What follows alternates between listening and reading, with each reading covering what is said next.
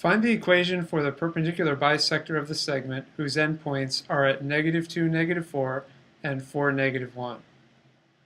Now there are a couple of different steps to this process. The first step is going to be to find the slope of the segment, and the next step is going to be the midpoint of the segment. And after finding that information, we can figure out what the equation for the perpendicular bisector is. Now for the slope, it's going to be m equals y2 minus y1 divided by x2 minus x1. And let's say this is x1, y1, and this is x2, y2. So it's going to be -1 minus -4 divided by 4 minus -2. And -1 minus -4, that's going to be +3. And 4 minus -2 is +6, which is going to give 1/2. So the slope is 1/2. Now the midpoint of the segment is going to be x1 plus x2 divided by 2, and then y1 plus y2 divided by 2. And that's going to be 4 plus -2 divided by 2, and -4 plus -1 divided by 2. So 4 plus -2, that's 4 minus 2, which is 2, and 2 divided by 2 is 1, so it's going to be 1 for the x value. And -4 plus -1, that's going to be -5 divided by 2. Okay, so there's the midpoint. So we have the slope and the midpoint. Now let me go ahead and plot this segment also, so we can really get a good idea what's going on. So -2 and -4, and 4, -1.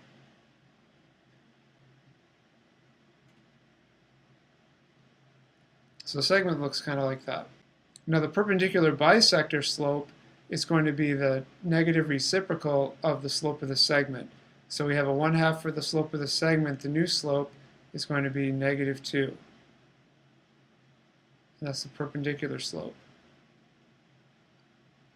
And this upside down t, that means perpendicular. So to do the equation for a line, we need to know the slope and we need to know a point. And we have both of those because we have the midpoint at 1 and -5/2.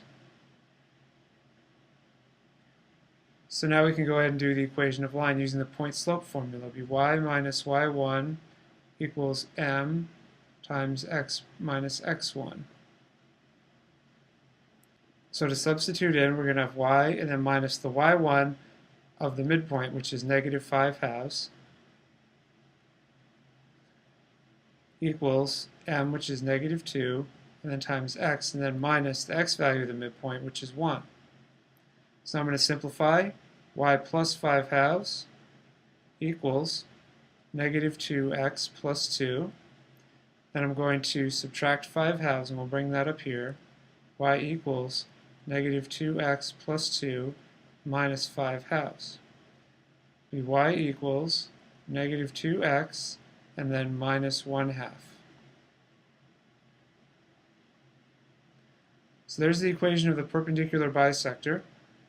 And I'm going to go ahead and plot it just so you can see how it looks. The intercept of -1/2, and the slope is -2, which means it's going to come down here, and then it's going to go up this way.